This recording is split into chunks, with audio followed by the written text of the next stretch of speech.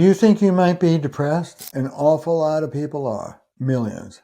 Or do you think that you're with someone who may be depressed? You may be right, even if you or the person you're with doesn't display the usual characteristics. Men, I believe, and I've written about for about 50 years now, express and experience depression often differently than women do.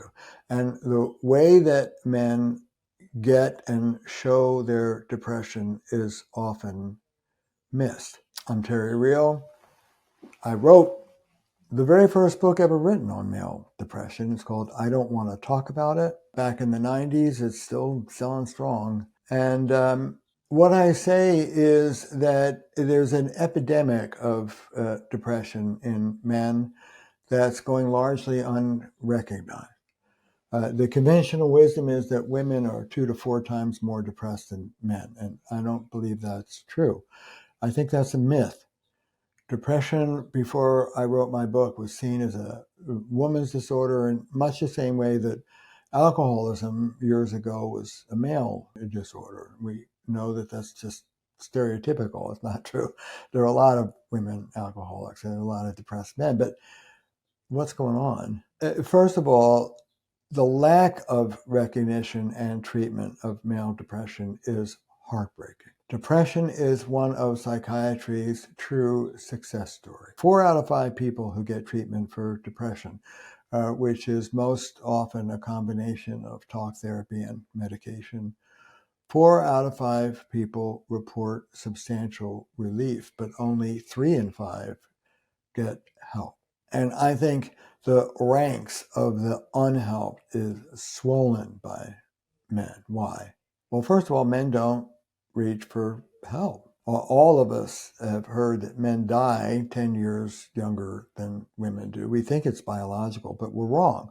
Men die 10 years younger than women do because we don't go to the doctor. We get into more accidents. We take more risks. And when we do go to the doctor, we don't do what the doctor tells us to do. If we did, we would live just as long as women do, but we don't ask for help.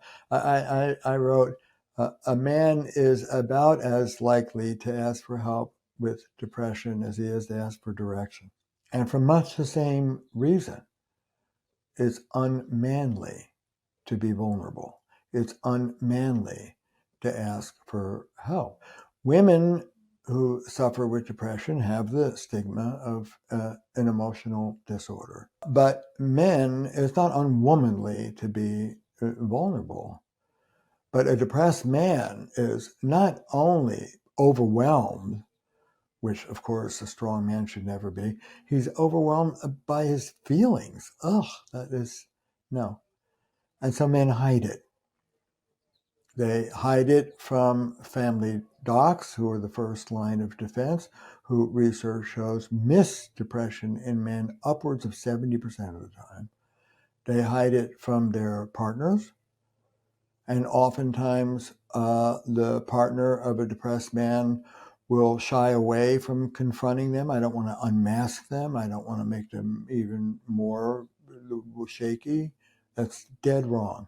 Understandable, but wrong. And we hide it from ourselves. Some of us are so good at hiding our depression, you don't see the depression.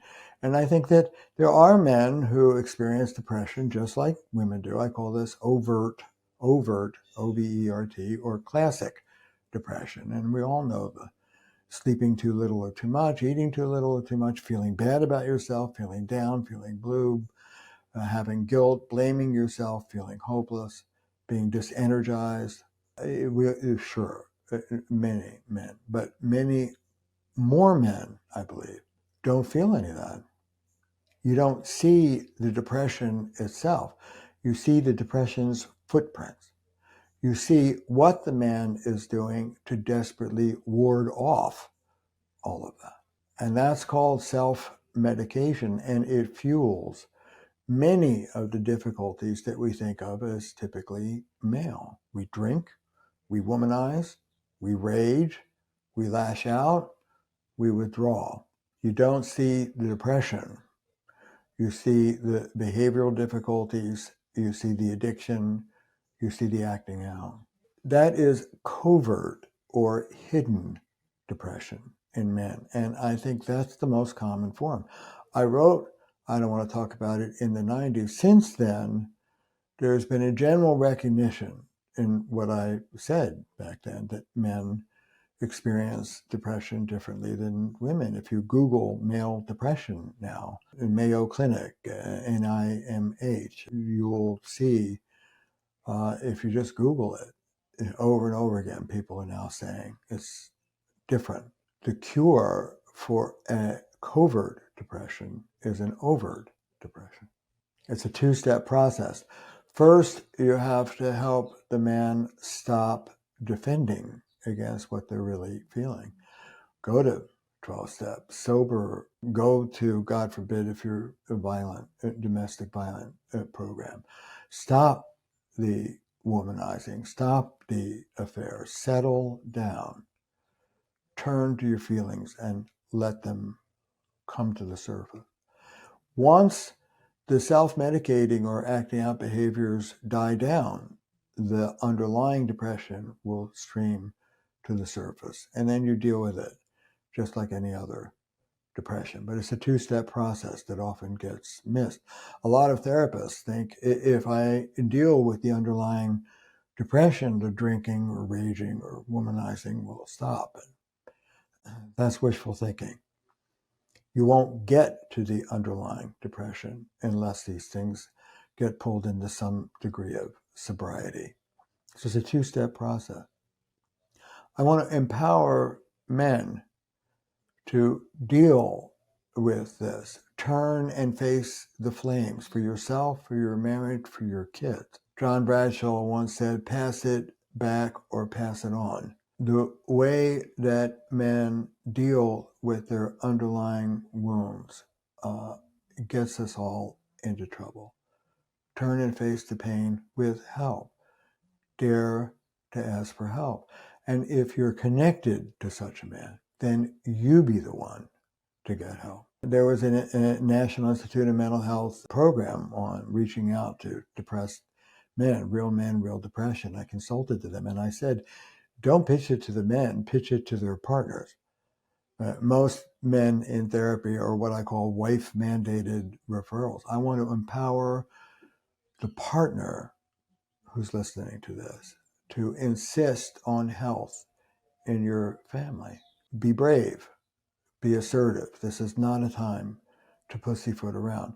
You make the appointment, you drive your spouse to the doctor if he won't. And if he won't cooperate, I ask partners to say, you may not want individual therapy for what I believe is your depression. You may not think you have a problem, but we have a problem as a couple. And I've booked an appointment for couples therapy next Thursday at 9:00, and I'm getting you in the car and we are going. Get that guy in front of a mental health professional and lay out to that professional exactly what the symptoms are, issues are that lead you to think that he may be depressed. This is not a time to say he has to want to do it himself. This is a time for you to take the lead. We deserve health. Your lack of health is an infliction not just on you, but me and the kids as well. Let me take you by the hand and do something. The great joy is that if you get treatment for depression, odds are very good. You'll do much better, but you have to get through the door. I hope to empower you or I hope to empower the people who love you. Get through the door. It helps. Thanks for listening. Be well.